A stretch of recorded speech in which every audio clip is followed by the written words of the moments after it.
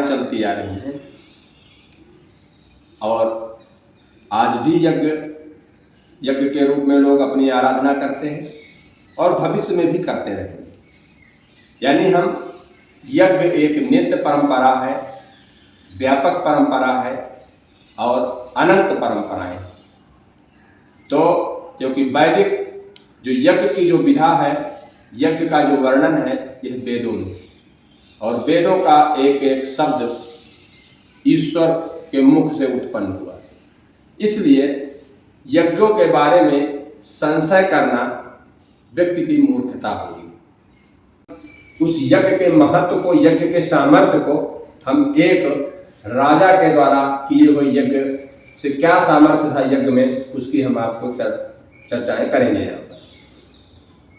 जैसे कि इस भौतिकतावादी लोग अपने विज्ञान पर या अपने दृढ़ संकल्प पर या अपने मन के अनुसार इस परंपरा को जो लोग नहीं मानने के लिए तैयार होते हैं, लास्ट में वो लोग भी मानते हैं।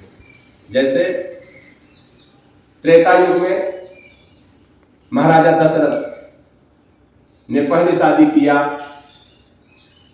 तो संतान की उत्पत्ति नहीं हो रही। उन्होंने सोचा कि हो सकता है कि माता कौशल्या में कोई शारीरिक समस्या होगी जिस कारण से संतान की प्राप्ति नहीं हुई। उन्होंने दूसरी शादी किया कैकेयी, उनसे भी संतान की प्राप्ति नहीं हो रही थी। उन्होंने तीसरी शादी किया सुमित्रा के साथ। इस तरह से उन्होंने 3 शादियां किया और तीनों शादियों से भी, तीनों स्त्रियों से भी उनको संतान की प्राप्ति नहीं होती। इस पर महाराजा दशरथ ने सोचा कि अब शादी करने का कोई फायदा नहीं है कि हम और स्त्रियों की संख्या बढ़ाते रहें वैवाहिक रूप में, हमें कुछ और जाकर के धर्मगुरुओं से परामर्श लेनी चाहिए। उन्होंने जाकर के और अपने राज दरबार में अपने गुरु से चर्चाएं किया। उनको परामर्श दिया गया। महाराजा वशिष्ठ, गुरु जी ने जो है, वशिष्ठ जी ने उनको एक विचार दिया कि आपके संतान की प्राप्ति तो होगी, लेकिन एक यज्ञ करना पड़ेगा। उस यज्ञ के द्वारा आपको जो फल प्राप्त होगा वह संतान के रूप में होगा। उन्होंने जो है तो संतान के लिए एक यज्ञ का उन्होंने एक ज्ञान दिया कि आप ये यज्ञ करवाइए और पुत्रेष्टि यज्ञ करवाइए। उसको उन्होंने जो है, महाराज दशरथ ने उस पुत्रेष्टि यज्ञ को किया और उसके पूर्णाहुति से प्राप्त जब यज्ञ संपन्न हो गया तो उन्होंने यज्ञ की पूर्णाहुति के बाद उनको जो फल की प्राप्ति हुई तो वह एक अद्वितीय और अभिलक्षण पुत्रों के रूप में प्राप्त हुए।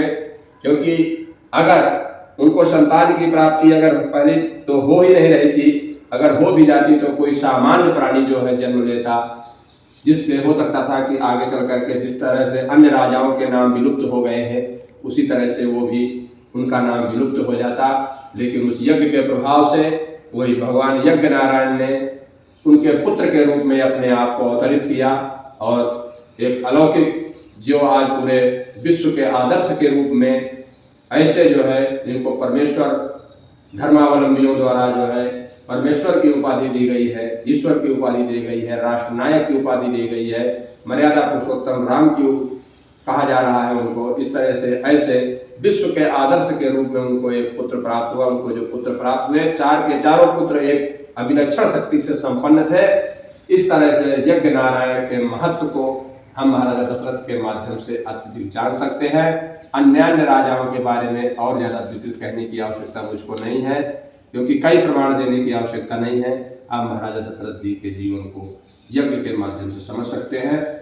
तो इस तरह से यज्ञ पर कोई अगर किसी प्रकार का प्रश्न खड़ा करे या तर्क कुतर्क करे तो वह मुझे लगता है कि अभी अंधकार में है और उसको स्वयं प्रकाश और ज्ञान की आवश्यकता है। इन्हीं शब्दों के साथ बोले यज्ञ नारायण भगवान की जय।